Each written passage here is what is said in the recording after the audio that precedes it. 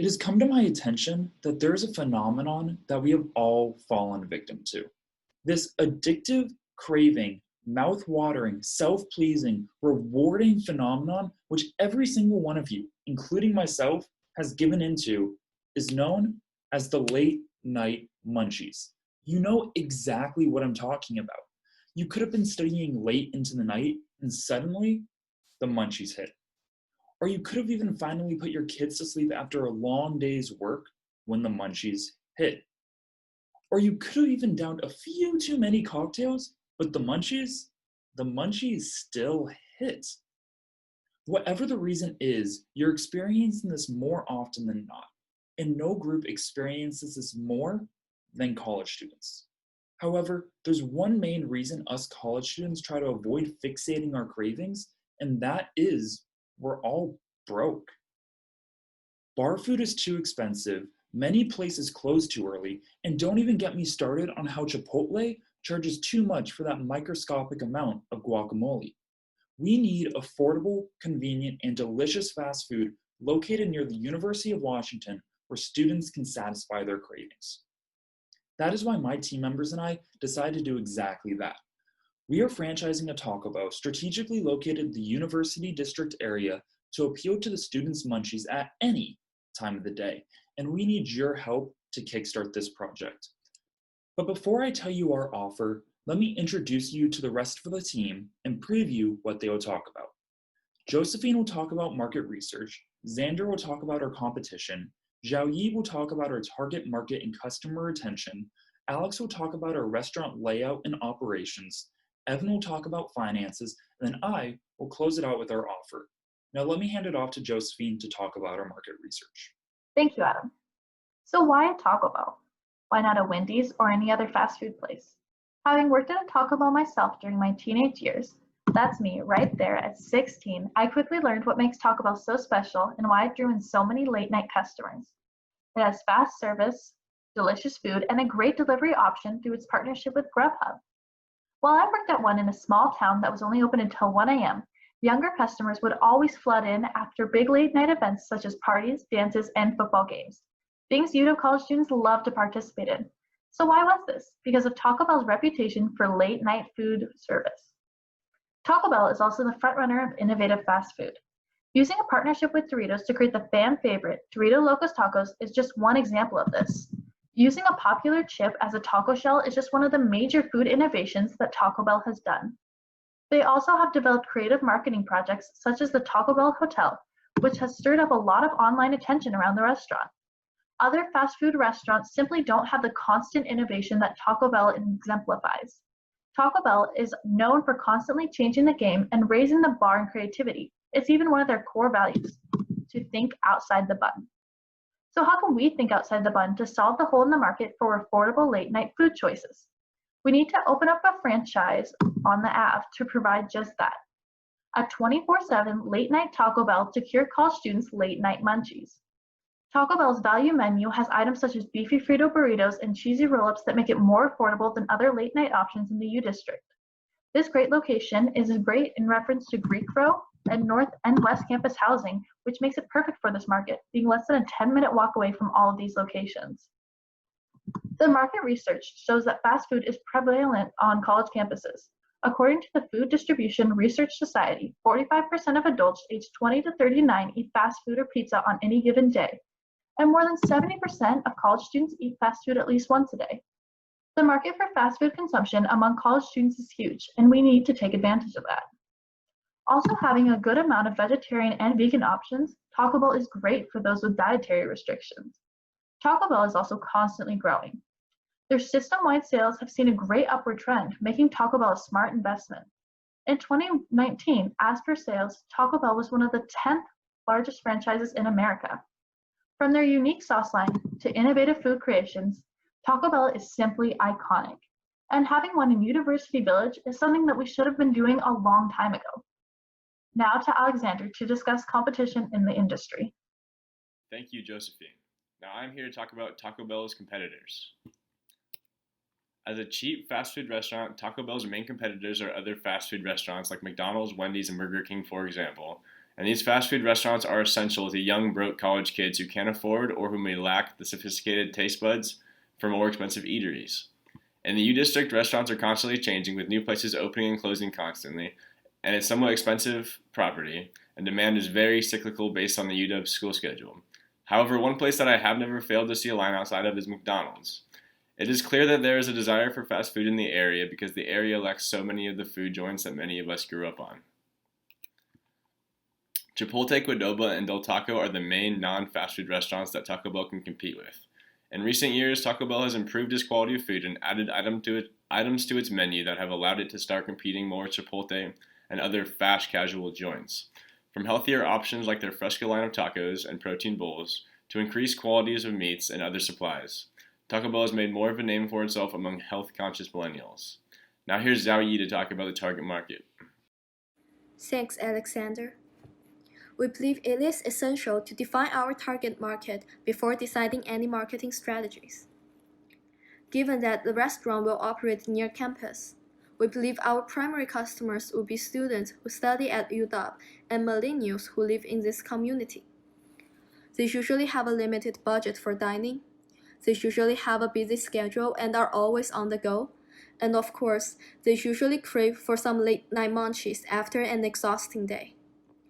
Therefore, a restaurant that offers affordable Mexican-style fast food will satisfy their needs. Then, we developed our marketing strategy to achieve two goals: building customer awareness and customer retention. We believe that advertising would be the most effective way to increase people's awareness, and our first approach would be print marketing. We'll print out flyers and post them on campus. It is a relatively traditional, yet an effective way to increase customers' awareness. We'll have different poster designs for different purposes. For example, this poster is to inform people of the opening of Taco Bell on the app, while this poster is to introduce different meals available at Taco Bell. Our second approach would be social media marketing. Although there are many social media platforms, we decided to go with Instagram story ads, because it is one of the most used and one of the cheapest advertisement approaches. The objective of story ads is to reach the maximum number of people near the campus. Here are some examples of story ads we created. The ads will target students who follow UW Instagram page, who post UW-related content, and who have recently visited Taco Bell's website. The ad is also interactive, so Instagram users can swipe up to enter Taco Bell's website. After getting customers' awareness, the next step would be retaining our customers. We plan to achieve this by utilizing functions on current Taco Bell app. All Taco Bell franchisors can use this app without additional costs. The app has lots of functions that our primary customers value. For example, they can receive notifications about new menus and latest promotions, order meals through the app for pickup or delivery, and customize orders based on their own preferences. In addition, we will also introduce a reward system in the app, since 68% of customers say they are somewhat or very likely to dine at restaurants that offer loyalty programs. Every dollar a customer spent will be converted to 1 taco point. Customers can use their points in exchange for different tiers of rewards, such as a cinnamon twist or a cravers item. We believe that the reward system would encourage customers to return to our restaurant more frequently. Next, I will pass it to Alex to talk about restaurant layout and operations. Thank you, Shawi. My name is Alex Moralia, and it was my role to design the layout of the store. But before you completely stop listening, I promise I'm not here to convince you what color the walls should be or where you should place the soda machine. The color of the walls and the location of the soda machine is not what makes this store special. This store is special because we designed it with the future in mind. From this pandemic, we have seen a surge in meal delivery, and this trend will continue even after the pandemic is over. While the rise in meal delivery has benefited some restaurants, others are failing to adapt, and we will not be one of the restaurants that fail to adapt. We will adjust to the new demand of meal delivery by equipping our franchise with a designated heating rack specifically for delivery orders. We will position the heating rack in a way that allows delivery drivers to simply walk up, grab their order, and walk out. No waiting in line and no need to confirm with employees. This will decrease delivery times, increase productivity, and ensure food quality. Another important feature of the store is that customers can place an order from any table. All tables will have tablets which can take orders either through the touch screen or simply by talking to the device. Although we are focusing on automating various parts of the store, our intent is not to take out human interaction. In fact, it's the opposite. Our intent is to create an atmosphere where our employees can focus more on customer service and less on taking orders. We will hire our front of house based on their ability to create warm, welcoming environments rather than their ability to put a chalupa with no cheese.